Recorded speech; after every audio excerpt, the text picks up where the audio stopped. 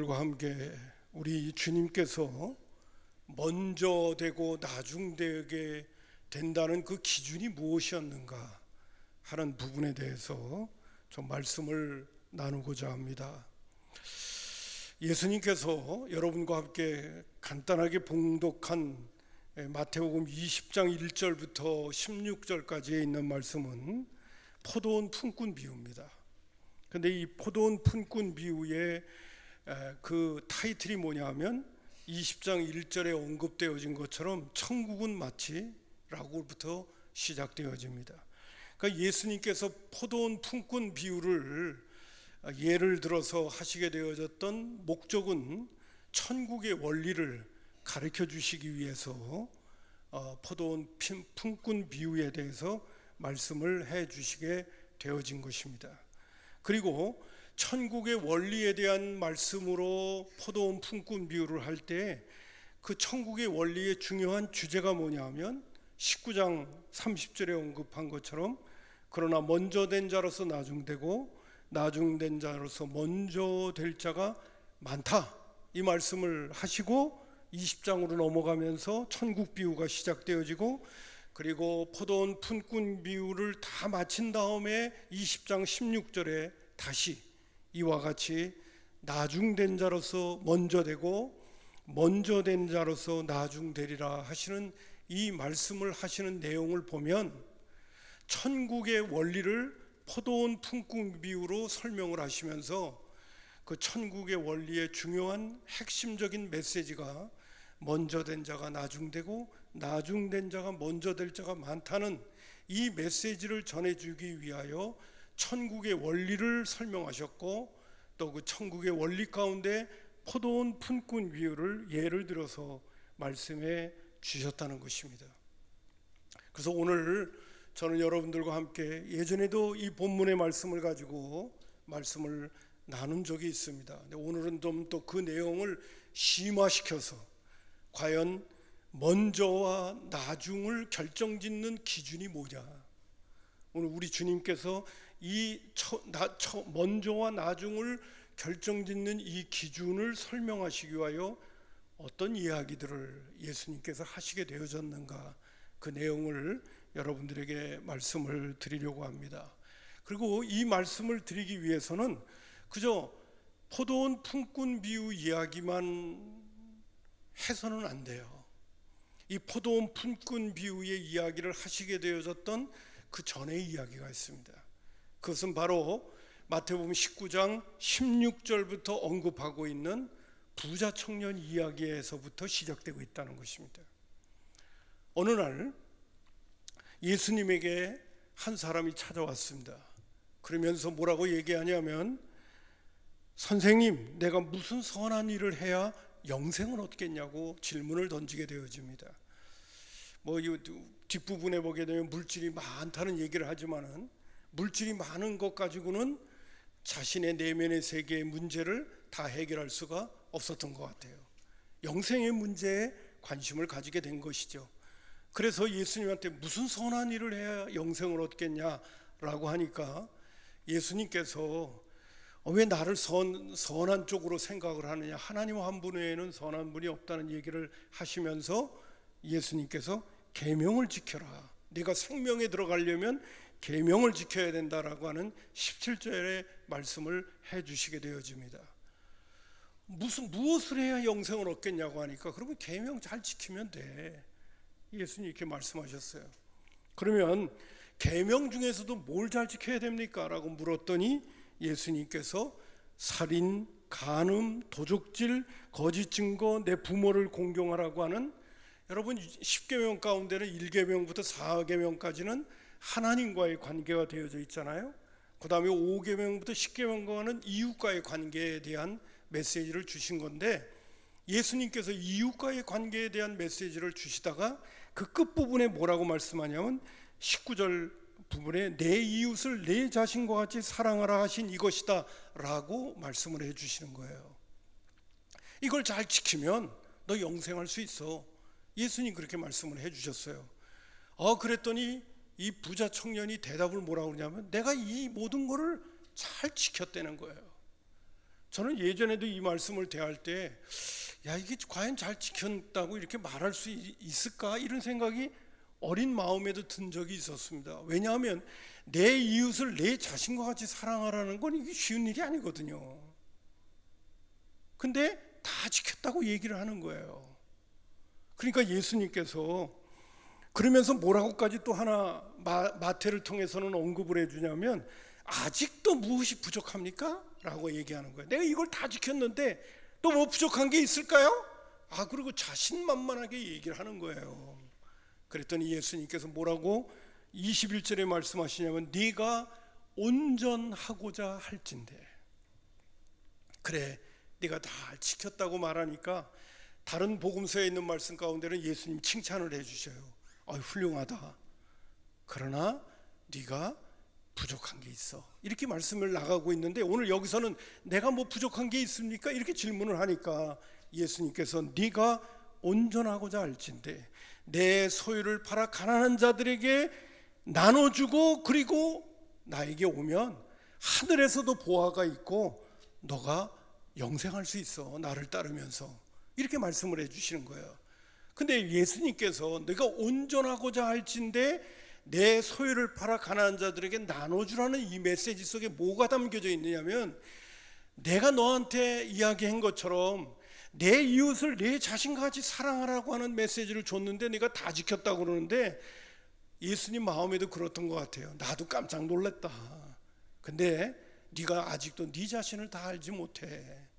네가 내 이웃을 내 몸과 같이 사랑하라고 한 얘기를 했는데 너 정말 잘 지킨 것 같아? 아니야. 예수님의 의도는 그거야. 너 온전하지 못해. 너는 다 지켰다고 생각하지만은, 그러나 내 이웃을 내 자신과 같이 온전히 사랑하지 못했어.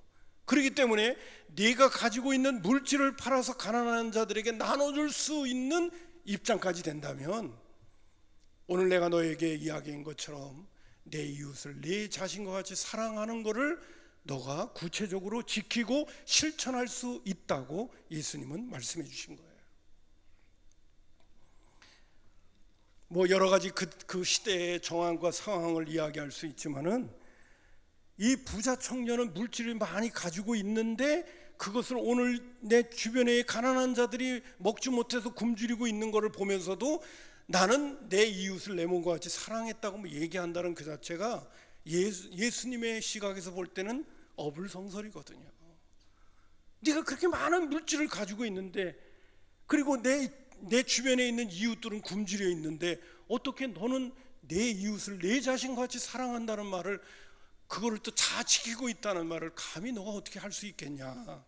온전하고자 한다면, 그러면 내 이웃에게 내 물질을 나눠주고 나를 따라라. 그럼 넌 분명히 영생할 거야 라고 예수님 말씀해 주신 겁니다. 제가 예전에도 이 말씀을 이렇게 대하면서, 여러분, 영생하고 내가 갖고 있는 물질하고 아무리 그거를 교환한다고 해서, 내가 아무리 많은 물질을 가지고 있다고 해서 그것 가지고 영생을 살 수 있나요? 영생의 가치하고는, 우리가 갖고 있는 물질하고는 비교가 안 되는 거예요. 이 부자 청년은 질문은 잘했습니다. 자신에 대한 고민을 이야기하긴 했지만은 정말 영생의 가치가 무엇인가를 모르고 있었던 거예요. 아니, 감히 누가 영생에 대한 대답을 해줄 수가 있겠습니까? 예수님은 네가 가지고 있는 물질을 팔아서 가난한 자들에게 나눠준다면 너에게 영생을 얻을 수 있는 길이 열린다고 얘기한다면, 과연 그렇습니까? 이렇게 반응을 보여야 정상일 텐데, 오늘 여기 나오는 말씀 22절에 보면 그 청년이 재물이 많음으로 이 말씀을 듣고 근심하면서 돌아가 버리고 말았다는 거예요. 아쉽게 너무 짝이 없어요. 얼마 전에 어느 목사님 한 분이 이제 사역을 내려놓고 은퇴하시면서 이런 얘기를 하시는 것을 보게 됩니다. 제가 드리고 싶은 말씀이 뭐냐면, 바로 이 부자 청년은 물질이 자신을 보지 못하게 만든 거예요. 참 안타까운 문제죠. 네, 이런 말씀을 해주신 내용을 여러분한테 한번 소개하고자 합니다. 그러니까 한마디로 표현해서, 버리니까 볼 곳을 보게 된다는 거예요. 진정한 버림을 모르기 때문이다 라고 얘기하면서, 왜 버려야 하나? 버려야만 우리가 얻기 때문이다. 버리지 않는 사람에게는 자신이 가진 게 전부다. 시간이 지나면 썩게 마련이다. 그러나 버려본 사람은 안다. 버리면 내가 상상하지 못했던 새로운 차원의 것을 갖게 된다. 그래서 버려본 사람이 또 버리게 된다, 이런 얘기를 해줍니다. 그러면서 이 말씀 끝에 이 목사님은 인류도공과 삼류도공의 차이가 뭔지 아냐고 기자에게 묻게 됩니다. 그래서 그 차이가 뭐냐고 물어봤더니 목사님이 이렇게 대답을 해주시더래요. 둘 다 진흙으로 그릇을 빚어서 가마에 집어넣는다. 그러나 인류도공과 삼류도공은 버리는 개수가에서 차이가 난다. 인류도공은 정말 뛰어난 걸 얻기 위해 끊임없이 버린 사람이다. 사람들은 빼어난 작품 한 점만 본다. 그러나 그 작품 뒤에는 수많은 깨어짐의 과정, 수많은 버림의 과정이 있다는 것이다. 그러니까 삼류도공은 잘 못 버려요. 그러나 인류도공은 최고의 가치의 그 도자기를 얻기 위해서 무수히 버림을 그거를 연마한다는 것이죠. 사람들은, 그래서 질문 또 한 번 합니다. 기자가, 사람들은 버림을 힘들어한다. 왜 그런가? 목사님 답변해 줍니다. 그게 다가 아님을 보지 못하기 때문이다. 내가 가진 걸 일종의 종잣돈이라고 생각한다. 그걸 잃으면 모두 잃는다고 믿는다. 그런데 막상 버려보면 알게 된다. 새로운 것이 아니라 새로운 차원이 열린다. 버려야만 새로운 경지로 갈 수 있다. 그리스도의 영성도 도공의 그릇을 만드는 도공의 모습과 같다라고 얘기를 합니다. 아마 여기 부자 청년도 예수님께서 네가 가지고 있는 재물을 가난한 자들에게 나누어주고 나를 쫓으라 할 때 정말 그거를 나눠주고 주님의 뒤를 따랐다면 무엇보다도 자기를 볼 수 있는 기회가 됐을 거예요. 나는 십계명을 잘 지키고 있고 내 이웃을 내 자신과 같이 사랑한다고 생각을 했었는데 그것이 착각이었구나. 내가 정말 내 이웃을 내 몸과 같이 사랑할 줄 몰랐구나 라고 깨닫게도 되어지고, 주님의 뒤를 따르게 되면 주어지게 되는 영생의 가치와 영생의 은혜들을 주님과 함께 동행하면서 경험하는 새로운 차원이 이 부자 청년에게 열리지 않았을까 하는 생각을 가져보게 됩니다. 부자 청년이 이렇게 근심하며 물질이 많음으로 근심하며 돌아가게 될 때 예수님께서 그 부자 청년의 뒷모습을 보면서 함께 있었던 제자들에게 이렇게 이야기를 하게 됩니다. 야, 부자가 천국 들어가기가 참 어렵겠구나. 그러면서 여러분 잘 아시죠? 낙타가 바늘귀에 들어가는 것보다 부자가 천국 들어가는 게 훨씬 어렵겠다. 사실 이 부자 청년은 율법에 대한 십계명을 얘기할 때 다 지켰다고 어느 정도 얘기할 정도면요, 다른 사람에 비하면 정말 수준이 높은 사람이에요. 이 정도로 얘기할 정도면 수준이 높은 사람입니다. 예수님께서 생각할 때 온전하지 못하고 자기를 정말 볼 수 있는 입장이 되지 못했기에 영생을 향하여 진짜 가려면 자기를 볼 수 있는 사람이 되도록 하기 위하여 이 제안을 했는데, 물질이 많으므로 그 물질에 눈이 어두워서 영생의 가치를 모르고 돌아가는 모습을 볼 때 예수님은 안타까워한 거죠.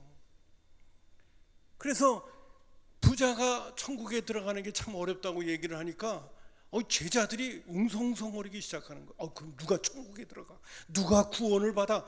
여러분, 이 천국에 들어간다는 얘기가 제자들은 금방 알아들었습니다. 이게 구원의 문제라는 걸 알았어요. 그럼 누가 구원을 받습니까? 근데 예수님께서 기가 막힌 대답을 합니다. 사람으로는 할 수 없는데 하나님은 다 할 수 있다는 거예요. 하나님은 할 수 있다는 이야기는 뭘까요? 미리 좀 말씀을 드린다면, 하나님은 한 사람을 구원하게 될 때 그로 하여금 이웃을 내 몸과 같이 사랑할 수 있는 눈을 열어주신다는 거죠. 이 부자 청년이 보지 못했던 가치의 세계를 하나님은 열어주신다는 거예요. 그래서 사람으로는 할 수 없죠. 사람으로는 오늘도 영생이라는 가치는 아직 자기가 모르기 때문에 물질이 제일인 줄 알고 살아가죠. 그러나 주님은, 하나님은 우리로 하여금 물질보다 더 중요한 것이 있다는 것에 대해서 우리의 눈을 열어준다는 거예요. 그래서 사람은 할 수 없지만은 하나님은 다 할 수 있다. 그 말씀을 해주시는 겁니다. 그랬더니 특별히 베드로가 막 기분이 너무 좋은 거예요. 자신은 지금 주님 따르고 있거든요. 모든 걸 버려두고 지금 주님 따르고 있는 모습이거든요. 그 베드로가 뭐라고 얘기하냐면, 주님, 그럼 우리는 모든 걸 버려두고 주님 따랐는데 우리 뭐 얻을까요? 뭐 얻을 수 있을까요? 그랬더니 예수님께서 대단히 크게 축복하십니다. 28절에 내가 진실로 너희에게 이르노니 세상이 새롭게 되어 인자가 자기 영광의 보좌에 앉을 때 나를 따르는 너희들도 12보좌에 앉아서 이스라엘의 12지파를 심판하고, 또 내 이름으로 집이나 형제나 자매나 부모나 자식이나 전토를 벌인 자는 아주 여러 배도 받는다는 거예요. 또 영생까지도 상속받는 이런 놀라운 축복이 반드시 주어질 거라고 하는 말씀을 예수님께서 해주시는 거예요. 수지 맞는 일이죠. 베드로가 들을 때 실제적으로요, 여기까지는 얘기 안 해도 될 텐데 중요한 메시지인데, 베드로가 예수님 3번 부인하고 그 다음에 다시 회개한 다음에 초대교회의 수장이 되어져 갈 때 정말 많은 사람들이 물질을 교회에다 갖다 내놓습니다. 모든 걸 버려두고 주님 뒤를 따랐어요. 성령 받고 예루살렘 교회의 첫 수장이 되어져서 수제자로서의 그 역할을 감당할 때 많은 사람이 자기의 재산을 팔아 가난한 자들에게 나눠주기 위하여 교회에다가 헌납하는 그런 일들이 일어나게 됩니다. 어떤 면에서 베드로와 예수님의 제자들은 주님 뒤따르고 모든 걸 버려두고 따랐을 적에 교회에 들어온 물질이 어마어마했습니다. 그것을 관장할 수 있는 능력이 예수님께서 오늘 말씀하신 대로 내 이름으로 집, 형제, 자매, 부모, 자식, 전토를 벌인 자마다 여러 배를 받고 영생을 상속하리라고 하는 이 수준을, 뭐 꼭 내 거는 아니지만 그래도 그것을 주무를 수 있는 그런 능력이 예수님의 제자들에게 주어지는 것을 보게 되어집니다. 이건 조금 여담의 얘기고요. 근데 예수님께서 이 말씀을 하신 다음에 오늘 19장 30절에 그러나 먼저 된 자로서 나중되고 나중된 자로 먼저 될 자가 많다는 얘기를 아주 뒤에 토시를 하나 달아버리고 마는 겁니다. 베드로가 너무 신이 나가지고 우리 모든 걸 버려두고 주님 따르면 우리는 뭘 얻을까? 주님이 영광 받으실 때 너는 12보좌에 앉아서 심판도 하고 내 이름으로 모든 걸 버리면 여러 배도 받고 상속받는 거 문제없어, 영생, 이렇게까지 얘기해 주니까 너무 신나고 그냥 뭐 하늘 높은 줄 모르고 올라가고 있는데, 예수님께서 끝부분에 하시는 말씀이 먼저 된 자가 나중될 수도 있고 나중된 자가 먼저 될 수 있다. 베드로의 입장에서는 자신이 먼저인데 지금 주님 모든 걸 버려두고 따랐던 입장인데 예수님께서 실컷 띄워주셨다가 세상적인 말로 해서 초를 탁 쳐버리시는 거예요. 먼저 된 자로서 나중되고 나중된 자로서 먼저 될 수 있는 가능성이 그것도 적은 게 아니라 많다는 얘기를 하는 거예요. 너도 정신 차리지 않으면 지금은 너가 먼저인 것처럼 보이는지 몰라도 얼마든지 나중될 수 있다는 얘기를 베드로와 예수님의 제자들에게 하셨던 것입니다. 그리고 20장 1절부터 시작되어지는 포도원 품꾼 비유, 천국에 대한 원리를 설명하시는 거예요. 여러분, 천국에 대한 원리는 예수님께서 포도원 품꾼 비유를 해줬던 이 말씀은 긴 설명 드릴 필요도 없습니다.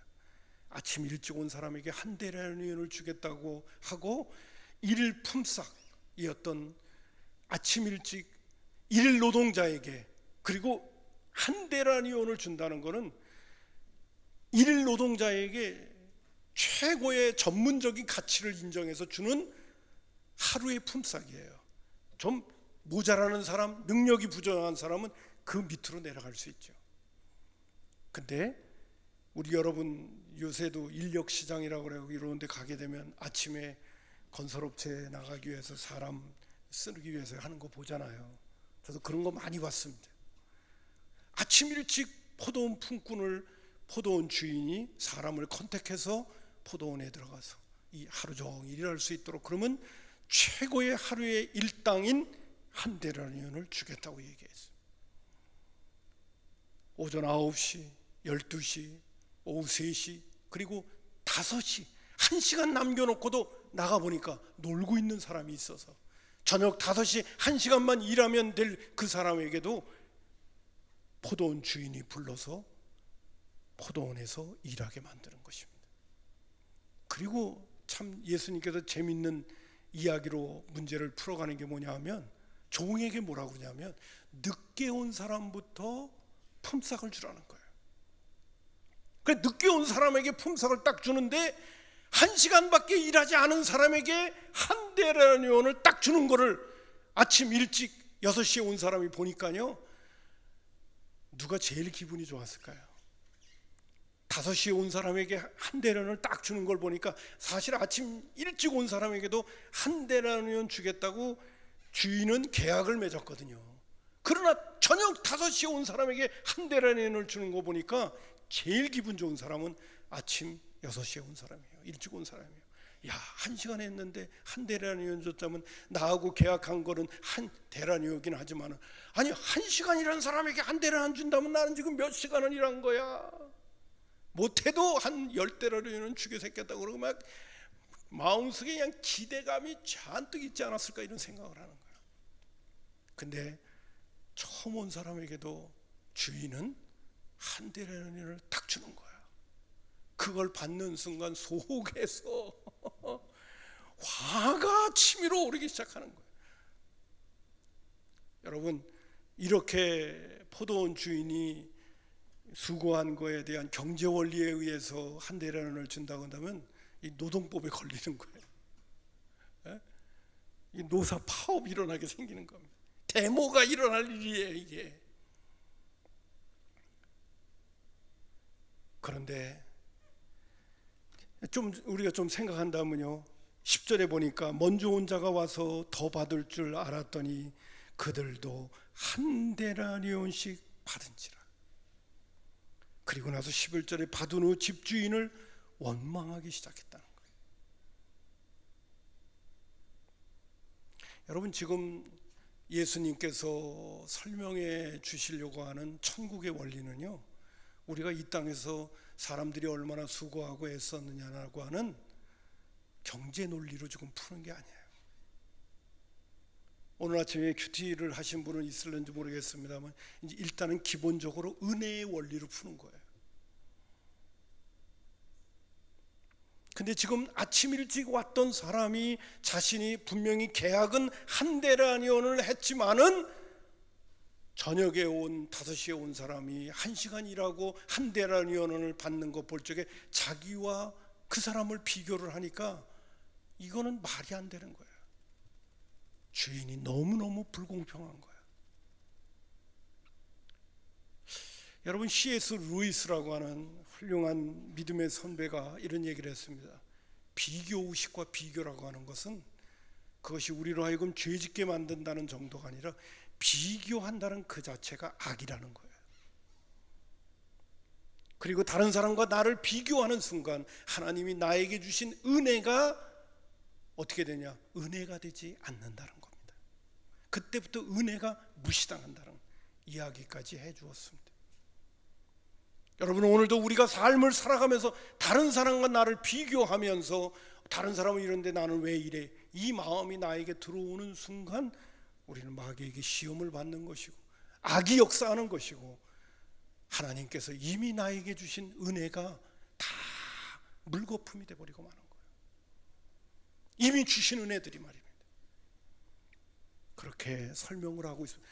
여러분, 이 비교의식하고 우리가 잘 아는 것은 시기 질투한다는 게요, 이게 참 위험한 거예요. 신앙생활을 오래 하고도요, 이 다른 사람하고 나를 비교하고 시기 질투하는 거는요, 이건 정말 우리가 극복해야 될 중요한 영적인 태도입니다. 자, 오늘 제가 뭐 시기 질투, 비교의식 이런 얘기를 하는 것보다도 더 중요한 게 있어요.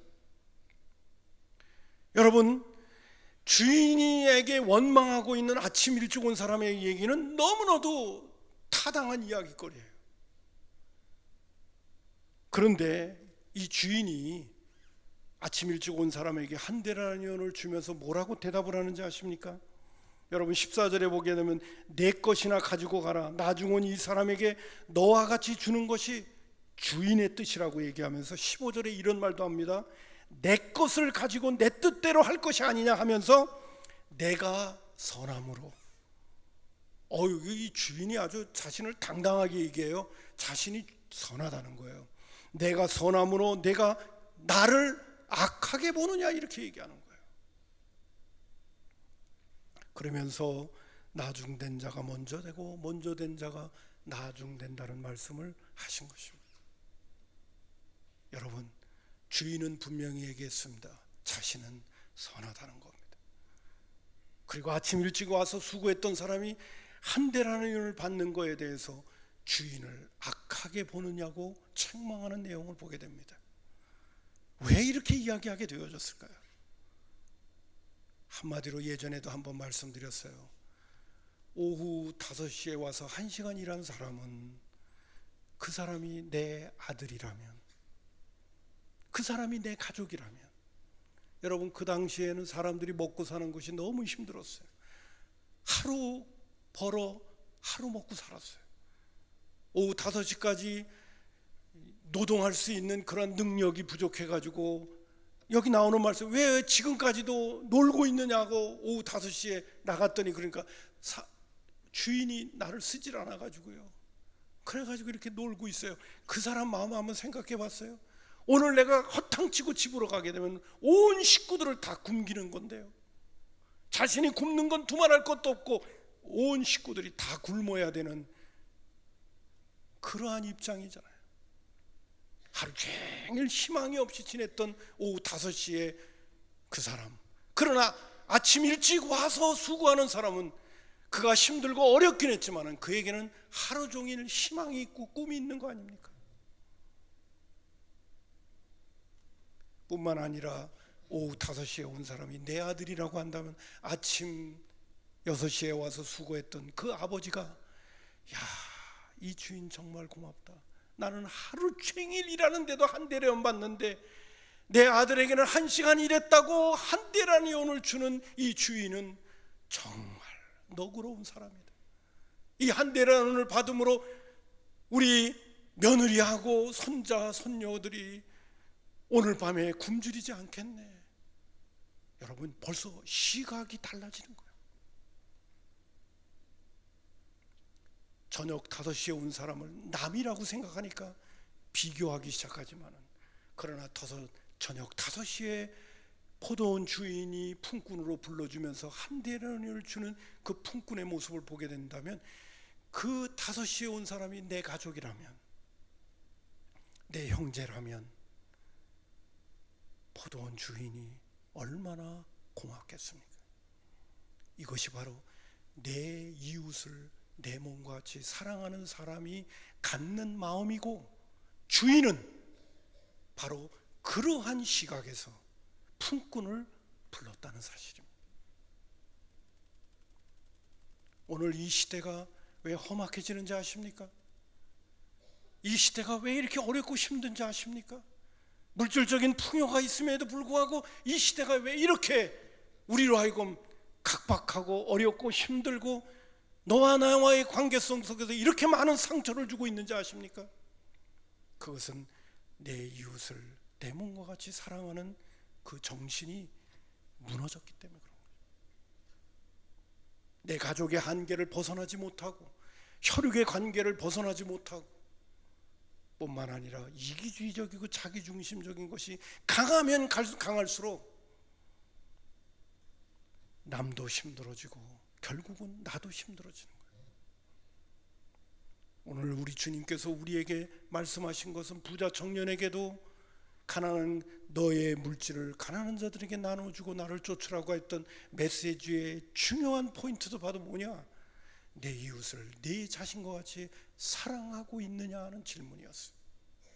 포도원 품꾼 부위에서도 선한 주인이 오후 5시에 온 사람에게 한 데나리온을 줄 수 있었던 것 역시도 내 이웃을 내 자신과 같이 사랑하는 마음에서 주인은 일을 많이 했니 적게 했니 게 아니라 다 같이 우리의 가족이니까 그들을 사랑으로 배려했다는 것입니다.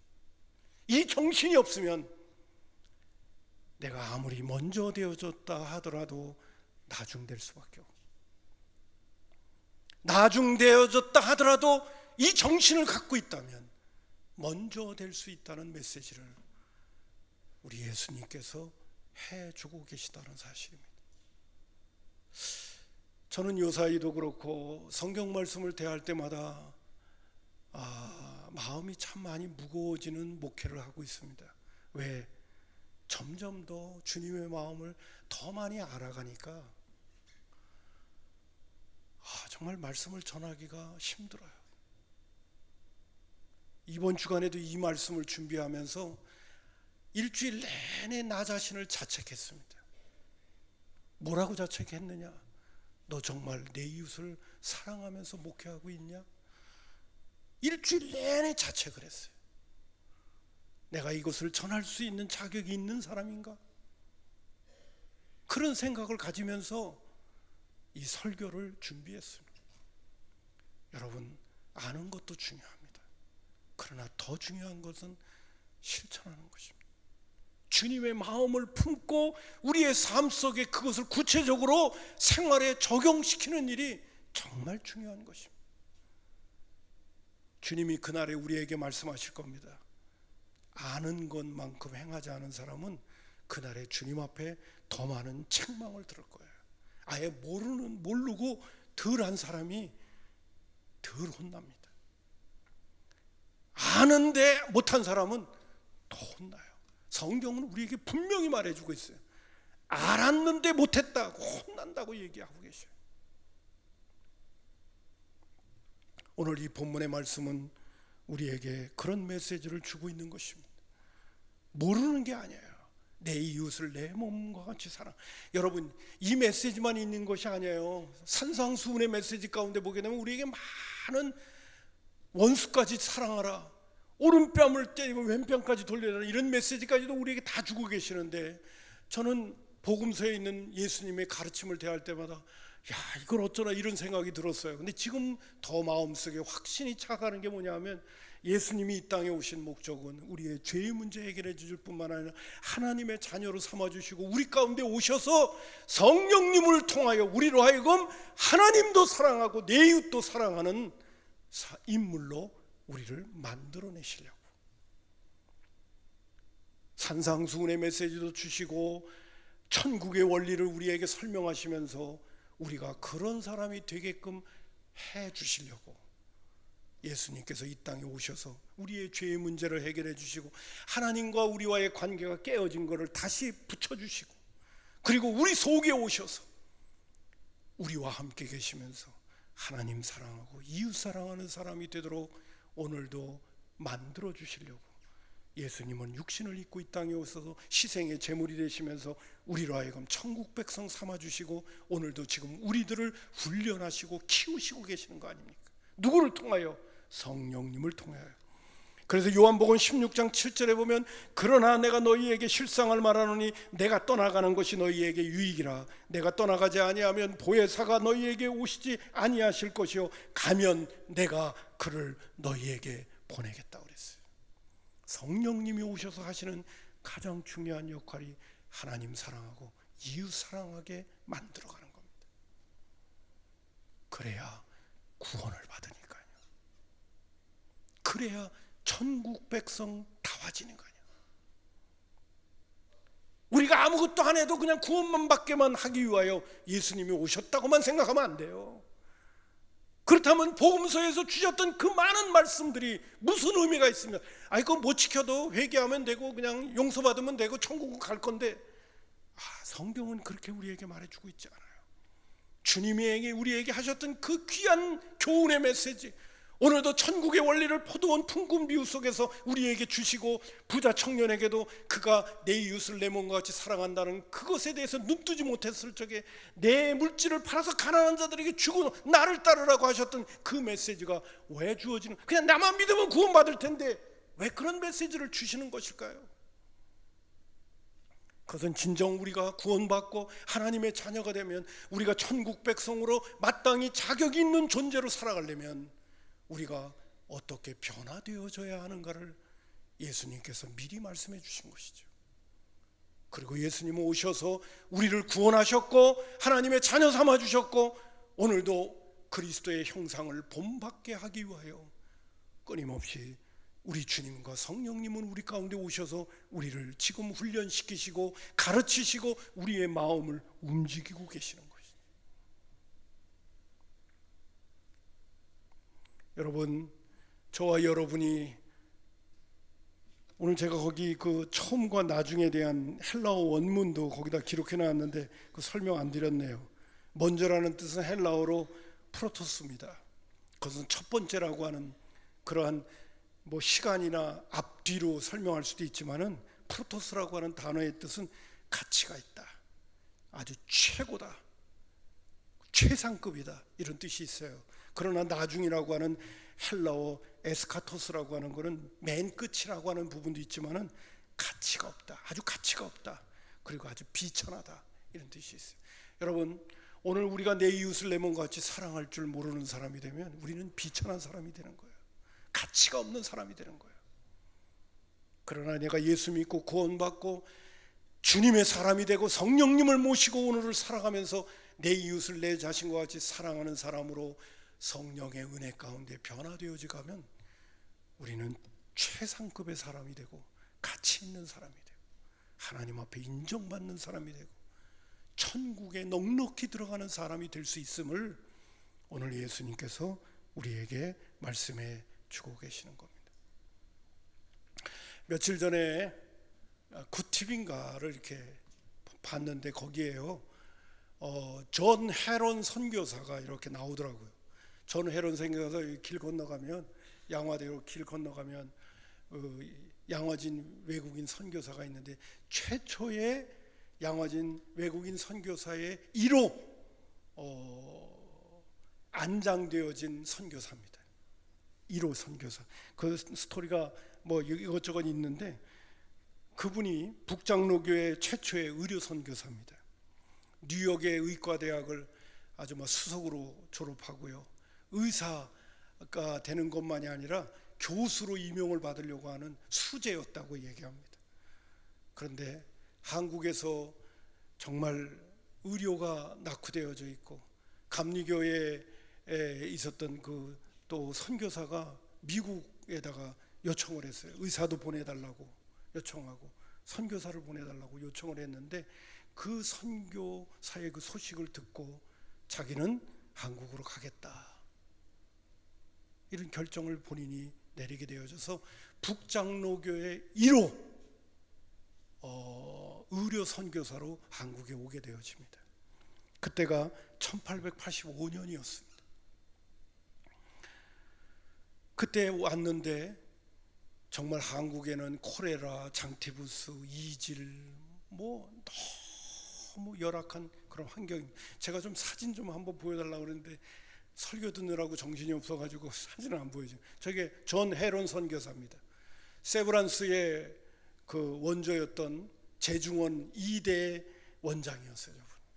존 헤론 선교사 34살에 세상을 떠나게 되어졌는데, 그 오른쪽에 있는 것이 재중원입니다. 그때 당시에 한국 사람들의 삶의 형편이 저랬어요. 콜레라, 이질, 장티푸스 이런 전염병만 오면 무수히 많은 사람이 죽어가고요, 그리고 그 전염병 해결하려고요 굿하고 푸닥거리하고 그랬어요. 그 문제 해결하려고. 그래가지고 그가 한국에 와가지고 또 고종 황제의 주치의가 되기도 합니다.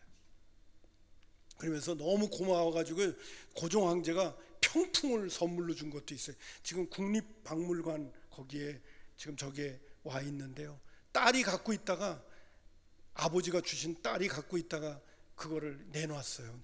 자세히 보니까요 평품이 너무 멋있어요. 보니까 국립박물관에 있습니다. 근데 그가 와가지고 제중원 2대 원장이 되어져가지고 너무너무 병자가 많아가지고 경무에 시달리다가 이질에 걸려서 5년 만에 세상을 떠나게 되어집니다.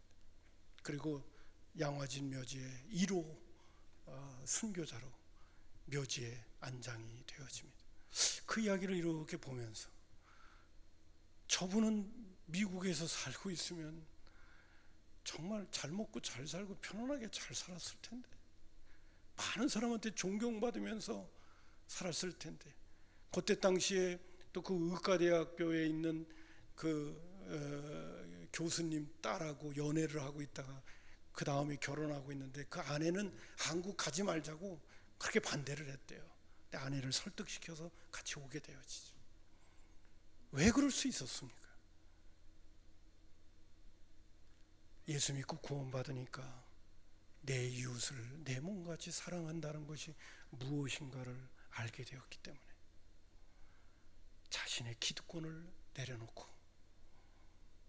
이 땅에 오게 된 거죠. 그 사랑이 없었다면 어떻게 이곳으로 올 수가 있었겠어요? 저는 그런 그 선교사들의 모습을 볼 때마다 진짜 머리가 숙연해져요. 신앙생활 한다는 게 무엇인가? 믿음 생활 한다는 게 무엇인가? 말씀대로 산다는 게 무엇인가? 성령 충만하다는 것이 무엇인가? 그런 생각이 들 때가 참 많습니다. 여러분, 믿음의 선배들이 정말 예수를 제대로 믿게 되어지면 그들은 복음을 위하여 살 뿐만이 아니라 내 이웃을 내 몸과 같이 사랑하는 주님의 마음을 품기 때문에 최초의 북장로교회에 있던 존 헤론 선교사도 자신의 모든 세상적인 즐거움과 편안함을 내려놓고 이곳에 와서 선교 사역을 하고, 그리고 병자들을 고치다가 그 경무에 시달려서 이질에 걸려 세상을 떠나게 되어졌던 그 삶의 뿌리 속에는 무엇이 있었습니까? 바로 사랑이 있었던 거죠. 하나님께로부터 받은 그 사랑이 너무 크기 때문에 내가 그 사랑을 어떻게 나누면서 살 것인가? 그 주님의 질문 앞에 대답한 것이 이 땅의 선교가 아니었겠습니까? 그래서 세브란스가 지어지고 학교들이 지어지면서 오늘 우리가 이렇게 편안하게 예수 믿게 되어진 것도 그분의 헌신과 그분들의 선교와 그분들의 내 이웃을 내 몸과 같이 사랑하는 그 정신 때문에 우리가 지금 이렇게 살고 있는 거예요. 그렇다면 우리는 어떻게 살아야 되겠습니까? 우리도 오늘 주님께서 먼저 된 자가 나중되고 나중된 자가 먼저 된다라고 하는 이 기준이 과연 내 이웃을 내 자신과 같이 사랑하느냐, 여기에 초점을 맞추시는 것처럼 저와 여러분의 신앙도 예수 믿었더니 뭐가 잘 되더라, 예수 믿었더니 뭐 어떻더라 하는 그 육신적이고 세상적인 편안함만 생각하지 말고 정말 주님이 원하시는 뜻이 어디 있는가에 초점을 맞춰서 살게 된다면 이 모든 것을 더하시는 것은 당연히 하나님께서 우리에게 주시는 축복이 아닐까, 그런 생각을 다시 한번 가져보게 되어집니다. 아무쪼록 오늘 먼저 된 자가 나중 되어지는 기준은 과연 내 이웃을 내 몸과 같이 사랑하는 그 정신이 있느냐 없느냐에 딸려 있음을 여러분 다시 한번 생각하며 믿음 생활할 수 있었으면 참 좋겠습니다. 기도하겠습니다. 고마우신 아버지,